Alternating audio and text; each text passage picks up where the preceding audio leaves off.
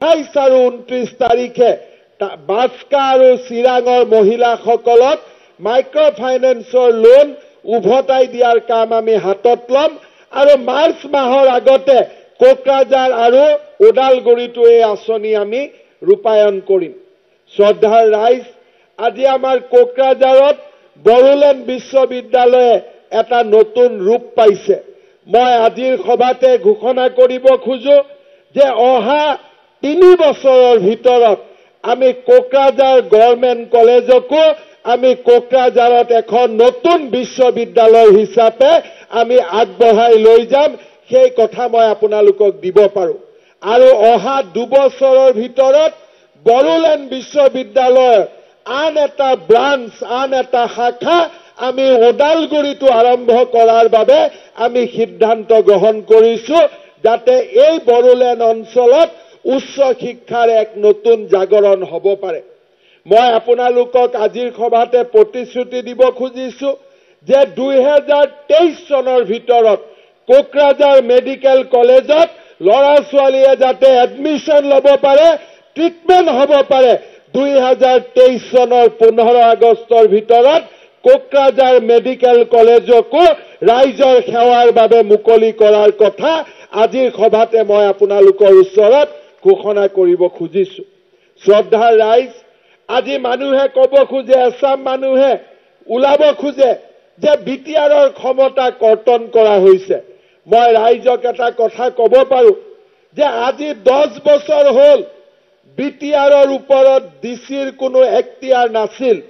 প্ৰথমবাৰৰ বাবে আমাৰ চৰকাৰে ইমান সাহসী সিদ্ধান্ত গ্ৰহণ কৰিলে যে জিলা উপায়ুক্তসকলকো আমি বিটিআৰৰ তলত দিবৰ বাবে আমি সিদ্ধান্ত গ্ৰহণ কৰিলো, যি সিদ্ধান্ত আগত কেতিয়াও কোনেও ল'ব পৰা নাছিল। মোক কিছুমানে কয় যে ডিচিক কিয় ক্ষমতা দিয়া হৈছে? আমি ডিচিক ক্ষমতা দিয়া নাই। ডিচিক আমি প্ৰমোদ বড়োৰ আণ্ডাৰলৈহে পঠাইছো। আমাৰ হাতত থকা বস্তুটো আমি প্ৰমোদ বড়োৰ হাতলৈকে দিছো। অৰ্থাৎ প্ৰমোদ বড়োৰ ক্ষমতা যদি আগতে 70 আছিল, তাক এতিয়া আমি 100 কৰিছো, যাতে ডিচিয়ে হওক সকলো অফিচাৰ বিটিআৰ কৰ্তৃপক্ষৰ লগত লগ লাগি যাতে তেওঁলোকে কাম কৰিব পাৰে। আজি যি চাম লোকে ইয়াত প্ৰচাৰ চলাব খোজে, তেওঁলোকক মই এটাই কথা কম যে কোনোবাই আমাৰ লগত যদি কথা পাতে, মুকলি মন লৈ যদি কথা পাতে, তেতিয়াহ'লে দেখা পাব যে যোৱা এবছৰত আমি প্ৰতিটো ক্ষমতা বিটিআৰলৈ হস্তান্তৰ কৰিছো। কাৰণ মই ব্যক্তিগতভাৱে বিশ্বাস কৰো যে আমি বিটিআৰখনক যিমানে শক্তিশালী কৰিম, আমাৰ অসমখন সিমানেই শক্তিশালী হ'ব, আমাৰ ভাৰতখন সিমানেই শক্তিশালী হ'ব। শ্ৰদ্ধাৰ ৰাইজ, মই বিটিআৰ কৰ্তৃপক্ষক অনুৰোধ কৰিম যে আমাৰ বিটিআৰখনত অযুত সম্ভাৱনাৰে পৰিপূৰ্ণ হৈ আছে। আমাৰ ইয়াতে গাখীৰৰ পৰা, গাহৰিৰ পৰা, ছাগলীৰ পৰা খেতিলৈকে আত্মনিৰ্ভৰশীল হোৱাৰ আমাৰ ইয়াত বহুত ৰাস্তা লুকাই আছে।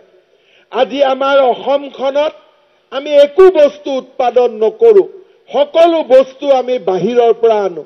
আজি প্ৰধানমন্ত্ৰী নৰেন্দ্ৰ মোদীয়ে কৈছে যে আত্মনিৰ্ভৰশীল ভাৰত হ'ব লাগে। যদি মোদী ডাঙৰীয়াই আত্মনিৰ্ভৰশীল ভাৰতৰ কথা কয়, আমাৰ দায়িত্ব আহে ক'ত যে আমি যাতে আত্মনিৰ্ভৰশীল অসম বনাব পাৰো। আৰু আত্মনিৰ্ভৰশীল অসমৰ লগে লগে আমি যাতে আত্মনিৰ্ভৰশীল বিটিআৰ বনাব পাৰো। আমি আৰু কিমান মানুহৰ ওচৰত হাত পাতি জীয়াই থাকিম? আমি চাউলৰ কাৰণেও হাত পাতিব লাগে, দালিখিনিৰ কাৰণেও হাত পাতিব লাগে, গাহৰিৰ কাৰণে হাত পাতিব লাগে, চাউলৰ কাৰণে হাত পাতিব লাগে, পিন্ধা কাপোৰখনৰ কাৰণে হাত পাতিব লাগে। শ্ৰীৰামপুৰ আৰু বক্সিহাটত যদি আমি থিয় হৈ থাকো, আমি দেখা পাম যে বস্তুৰে ভৰা ট্ৰাক আহিছে আৰু মাত্ৰ খালী ট্ৰাক আমাৰ ইয়াৰ পৰা উভতি গৈছে। আৰু যদি দেখা পাওঁ যে খালী ট্ৰাক নাযাওঁ, গতিকে কয়লা কেইটামান ভৰাই লৈ গৈছো। ইয়াৰ পৰা আমি একো পঠাব নোৱাৰো। তাৰ পৰা আহোঁতে কিন্তু আলু আহিব, চাউলো আহিব, দালিও আহিব, আমুলো আহিব, গাখীৰো আহিব। আহোঁতে চাই খুব ভাল লাগে, কিন্তু যোৱাৰ সময়ত কয়লা কেইটাৰ বাদে আমি আৰু একো দেখা নাপাওঁ। আমাৰ কি অসমখনৰ ভাগ্যৰ পৰিৱৰ্তন হ'ব নোৱাৰে নেকি? আমিও ইয়াৰ পৰা শস্য বাহিৰত পঠাব নোৱাৰো নেকি? আমি ইয়াৰ পৰাও চাউল পঠাব নোৱাৰো নেকি? আমি ইয়াৰ পৰা মাছ পঠাব নোৱাৰো নেকি? আমি ইয়াৰ পৰা গাখীৰ পঠাব নোৱাৰো নেকি? আমি কিমান দিন বেলেগৰ ওচৰত হাত পাতি জীয়াই থাকিম? কিমান দিন আমি নিজৰ ভিতৰত কাজিয়া কৰিম? কিমান দিন অনৰ্থক আমি আন্দোলন কৰিম? কিমান দিন ভাৰতৰ মুখলৈ চাই আমি জীয়াই থাকিম? আমি কি কৰিব পাৰো? আমি ভাৰতৰ শ্ৰীবৃদ্ধিত আমি বৰঙণি যোগাব পাৰো নে নাই? অসমক আমি ৰপ্তানিৰ বাবে এখন ৰাজ্য কৰি নিৰ্মাণ কৰিব পাৰো নে নাই? হাত পাতি জীয়াই থকাৰ পৰিৱৰ্তে আমি গৌৰৱেৰে সৈতে জীয়াই থাকিব পাৰো নে নাই? শ্ৰদ্ধাৰ ৰাইজ, আজি অসমৰ সন্মুখত ডাঙৰ সমস্যা আহিছে। স্বাধীনতাৰ ৭৫ বছৰ পিছতো আমি হাত পাতি জীয়াই থাকিলো। এতিয়া আমি আমাৰ ভাগ্যৰ পৰিৱৰ্তন কৰিব লাগিব। আমি আমাৰ ভাগ্যৰ পৰিৱৰ্তন কৰিব লাগিব। কোকৰাঝাৰ আৰু বক্সিহাটৰ শ্ৰীৰামপুৰ আৰু বক্সিঘাটৰ গেটৰ চেহেৰাৰ পৰিৱৰ্তন হ'ব লাগিব। ট্ৰাক আহিলে চুঙা পাতি ধৰি থাকিম, কোনোবাই কি বস্তু আছে পৰীক্ষা কৰিম। তাৰ পৰিৱৰ্তে আমি কি বস্তু পঠাব পাৰো তাৰ চিন্তা আমি কৰিব লাগিব। আমাৰ মাজত কি নাই? পৰিশ্ৰম কৰিব পৰা ব্যক্তি আছে। ইয়াৰ পৰা মাইনমাৰ কাছিনলৈকে খোজকাঢ়ি যাব পৰা, ছমাহ খোজকাঢ়ি যাব পৰা আমাৰ ডেকা ল'ৰা আছে। আমাৰ ইয়াত কি নাই? শক্তি আছে, সামৰ্থ্য আছে। পুলিচ, CRP, আৰ্মিকো ভয় নকৰা আমাৰ ইয়াত অজস্ৰ যুৱক যুৱতী আছে। কিন্তু সেই শক্তিখিনিক গঠনমূলক কামত আমি ব্যৱহাৰ কৰিব পাৰো নে নাই? ৰাষ্ট্ৰৰ কল্যাণৰ কাৰণে আমি ব্যৱহাৰ কৰিব পাৰো নে নাই? আমাৰ জীৱনৰ কল্যাণৰ বাবে ব্যৱহাৰ কৰিব পাৰো নে নাই? আমি অসমখনক আত্মনিৰ্ভৰশীল অসম হিচাপে আমাৰ মৰমৰ বিটিআৰখনক আমি আত্মনিৰ্ভৰশীল বিটিআৰ হিচাপে নিৰ্মাণ কৰিব পাৰো নে নাই?